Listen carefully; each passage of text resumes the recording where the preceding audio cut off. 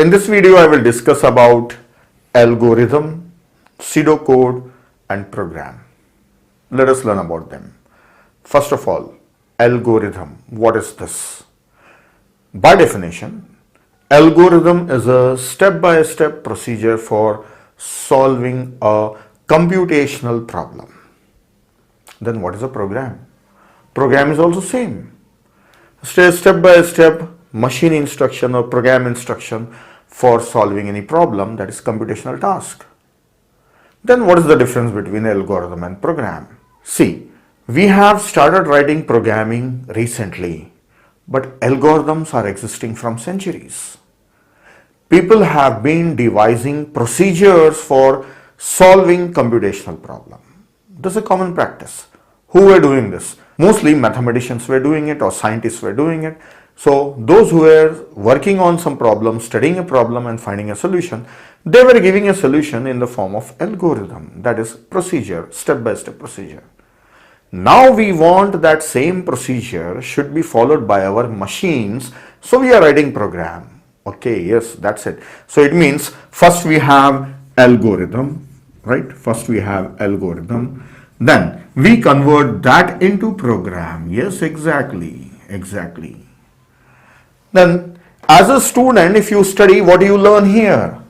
You learn how to solve a problem. This is different. How to solve a problem, right? So are you capable of solving any problem?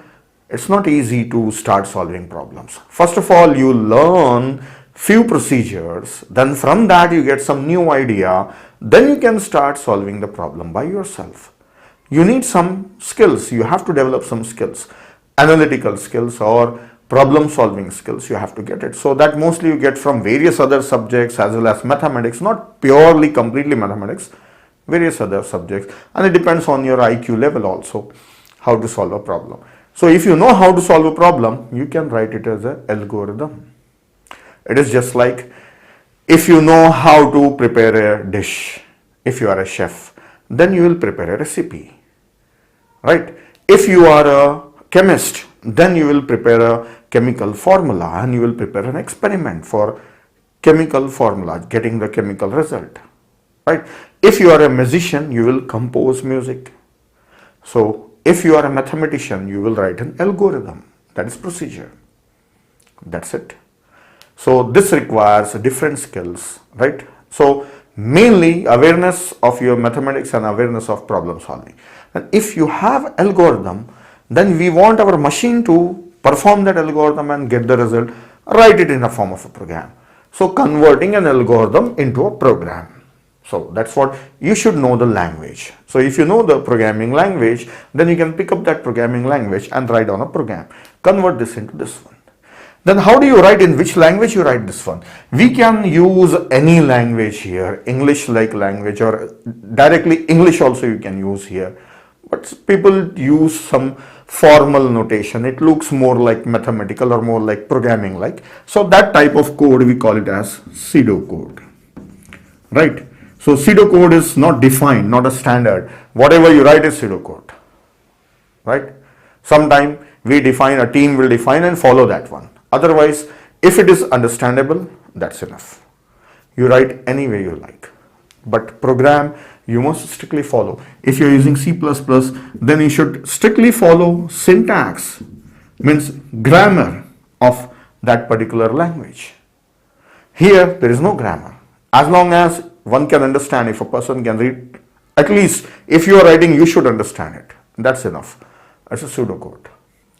So analysts or mathematicians who know how to solve a problem will write algorithm and programmer will write on a program. So now as a student, as a computer science student or person, you have to devise an algorithm and you have to write a program. But so many algorithms are already available, we struggle learning about them only, that is sufficient. If you know about all existing algorithms and you know how to convert them into program, that is sufficient. You don't have to invent anything new. Unless and until you need it and if it is not existing, right? So this is the general idea about the algorithm versus program and also a pseudocode I gave you. For learning programming, people will first write algorithm, then they will convert into a program. So that if you have a practice of this one, then later on, if at all you have to devise your own algorithm, you should be able to do it. You should not be new to algorithms. Now let me write an example algorithm, and also for that I will write on a C++ program, though I am not going to explain you how that program is written and all, just a sample to look at. Let me write down. So here I have an example algorithm as well as a program, that is C++ program. That is not a complete program, just a function. Let us study this. See, this is for finding average of list of elements. I have collection of elements, I want to find out average. Read it. Sum is 0, okay. Sum assign 0. This means put this 0 inside sum. Yes, that's the meaning. The arrow is showing me the direction. Then for each element x in list, so we will call each element as x in the list. Then begin sum assign sum plus x. So go on adding the element in sum. So this portion is adding all the elements. Then after that, average assign sum by number of elements, though I get an average, then return average. So if you read, you can understand. For finding the average of list of elements, add all of them and divide by number of elements. That's it. How it is written? Is it English? Not exactly English.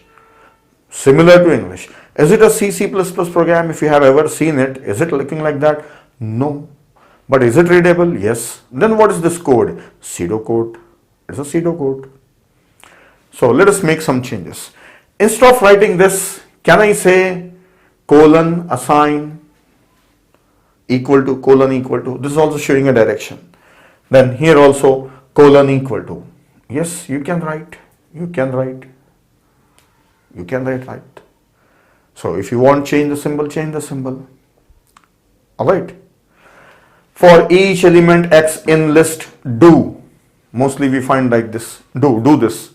Okay, you add it. That's also meaningful. So instead of begin and end, I will say flower bracket. Yes, that is also showing the beginning and ending. No, I will use a square bracket. Okay, use it. So now this is sufficient. The idea is whatever you write, it should be readable. Right? It should not, one should not get confused. At least for whom you are writing, they should not get confused. This is how we write a algorithm using pseudocode. Now the same thing for finding average of list of element is a C++ program. Is a C++ program. It's a function. It's not a complete program. Just a function. Inside this, if I don't give semicolon, it's an error. And instead of assignment, if I write less than and hyphen, it's wrong. Compiler say, what is this? If you want to store the value here like this, if you want to store the value, you must use equal to symbol, and that is called as assignment. You must write like this. So wherever you like, if you write semicolon, it will not work. So it means you should follow the proper syntax of a language, because this is not for you. This is not for you. You are writing it for the compiler to understand it and convert it into machine code. So you will write C++ program, and that gets converted into machine code or machine language. Who converts that? Compiler will convert this. So you are talking to compiler actually. So you should talk such a way it easily understand. If it is not understanding, it cannot convert it into machine code. So this language is a language of compiler. So you should follow the syntax perfectly. That is the reason you have to put some little extra efforts for learning programming. Initially you'll do mistakes, you will not write the things properly, you miss few things. You'll not know what errors you get. Once you start getting errors, you will start realizing, okay, these are the mistakes I am doing. So from mistakes you will learn programming. So that's all about the comparison of algorithm, pseudocode and program. So I have given you enough basics. So that's all in this video. So the next topic is flowchart.